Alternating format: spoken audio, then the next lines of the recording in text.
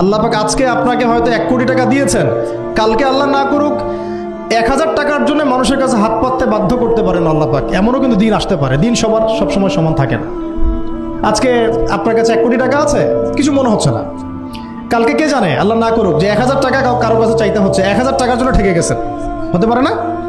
তো রিজিককে মানুষ তাজিম না করলে রিজিক দূরে চলে যায়। দুটো বিষয় খেয়াল রাখবেন, দুটো বিষয়। এক হচ্ছে মাঝে মাঝে মনের মধ্যে কিছু আমল করার ইচ্ছা আসে না? মনে হলো যে আচ্ছা একটু 10টা আয়াত পড়ি, মনে আসে না? মাঝে মাঝে এমন মনে হয় না?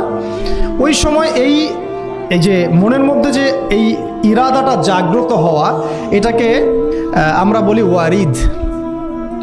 অন্য ভাষায় আপনি বলতে পারেন মেহমান। কি বলতে পারেন? এটা আল্লাহর পক্ষ থেকে আপনার কলবের মধ্যে মেহমান হিসেবে এসেছে।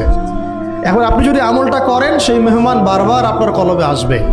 যদি আপনি ওই সময় আমলটা না করেন, মেহমান চলে যাবে। মেহমান অসম্মানিত হলে